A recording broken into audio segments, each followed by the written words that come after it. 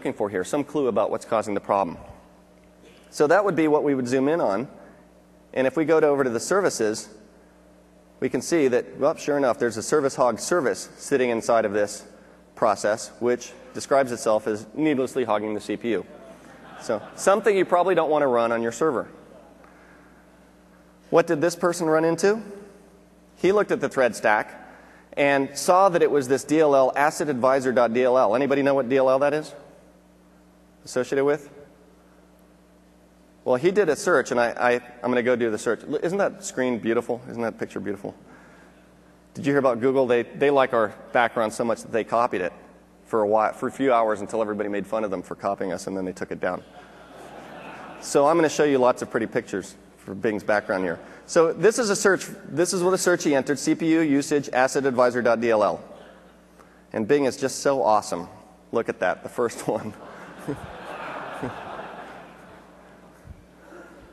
After you install, it is getting better, you got to admit. After you install SMS 2003 SP3, the WMI provider service process may generate high CPU usage on client computers during hardware inventory related operations. Well, and guess what? There's a hotfix down here. Download the package now. So, bam, basically 3 steps. He identified asset inventory, did a Bing search or some other search, and then bam, was taken right to the answer. Here's another case that somebody else ran into and sent in to me. The user noticed that the system was sluggish, ran Process Explorer, and saw that the system process consuming CPU. You can see there in the system information dialog that we've got a 2-core system. One of the cores is completely pegged. So a thread is really consuming 100% of the CPU on one of the cores, which ends up a total of half this total capacity of the CPU on this system. And you can see the system process there showing 50% CPU utilization. It's another example of a hosting process. The system process hosts Windows kernel threads for both the operating system and device drivers. So he needed to go dig into the system process. Let's quickly dig into my system process. Actually, let's go take a look, deal with the service hog thread first. Threads, and suspend this guy. And then let's go take a look at the system processes threads. And you can see that there's lots of threads in here. A bunch of them are in NTOS kernel, which is the operating system kernel. But then you'll run into ones that are in device drivers, like NDIS device driver, the ACPI device driver creates threads. The system process is running away with the CPU. What thread is responsible? And when he went and looked at which thread was responsible, you can see right there, alcxwdm.sys was pegging the CPU. He went and looked at what thread that was, double-clicked on it to look at the version, and saw that it was Realtek AC97 audio driver 5.10.06203. He goes to their website. Lo and behold, they've got a new version. It's kind of hard to tell from the way they changed the version number. I think they did this to kind of fool people. Nope, no problem here. It's just fine. Everything's fine. But that new version, he installed it, and the problem didn't show up again. So again, a few clicks of Process Explorer, and the problem solved. Let's turn our attention now to application hangs. This is a different kind of problem. This is where application starts, or you do something, and bam, it just goes off into the weeds. Who knows what it's doing? Outlook I can't help with, but we'll talk about other problems that you can deal with. And the tool that we're going to use for this is Process Monitor. How many people have run Process Monitor? Wow. How many people have not run Process Monitor? Wow, you're still willing to raise your hand. How many people run FileMonitor before? And Aaron asked this earlier, and I was disappointed by the answer. How many people still run FileMonitor? All right, you guys are definitely excused. So the Process Monitor is just so much more powerful than FileMonitor. It has more, and here's the selling points for you guys still running FileMonitor. More advanced filtering, operation call stacks, the #1 troubleshooting tool, as I mentioned. Boot time logging, data mining views, process tree to see short-lived process. Dave Solomon came up with an expression, a motto kind of for Process Monitor. When in doubt, run Process Monitor. This means whatever the problem is, you're like, There's no way Process Monitor can solve it. You run Process Monitor. When my daughter comes home from school with homework questions, I have her run Process Monitor. It will oftentimes surprise you by showing you the answer. Let's take a quick tour of Process Monitor. So I fired it up. It's the default view here. We've got the sequence number, which is the entry in the display, the time of day of the operation, the process name. The tooltip will show you the version information and description and path to that executable image, the process ID, the operation, registry operations. Here you see file operations, the path to the operation, whether it's a registry key or a file path, the result, and detailed information over here on the right side. This is another aspect of Process Monitor. It collects tons of information.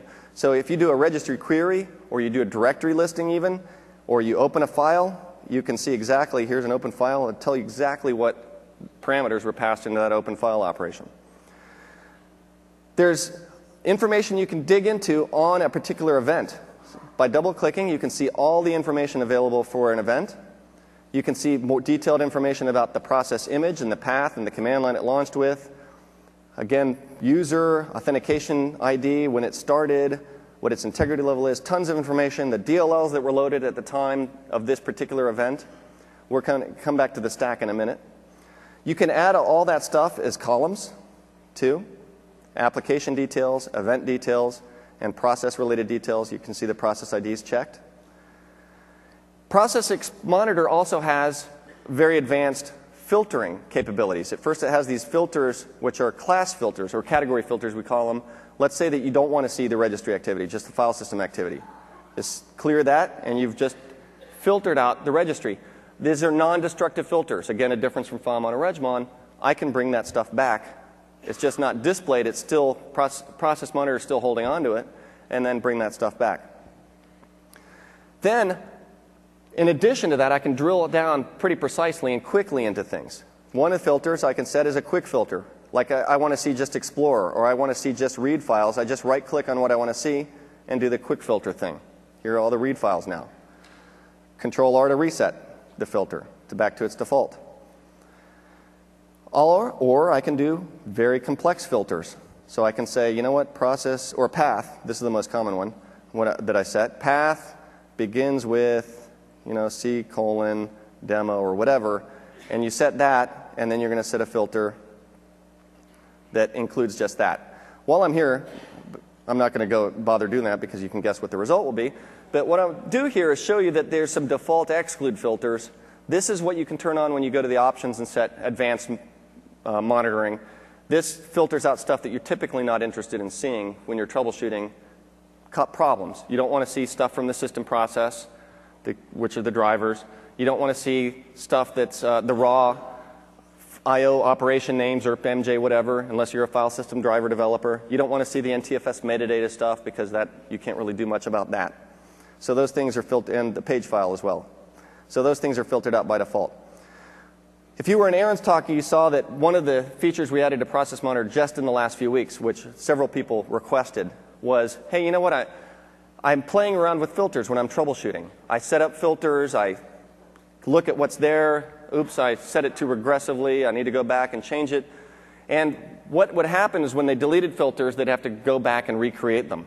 So what we did is add these checkboxes where you can disable a filter. It's still there. Process Monitor remembers it, but then you can set this and apply that effective filter.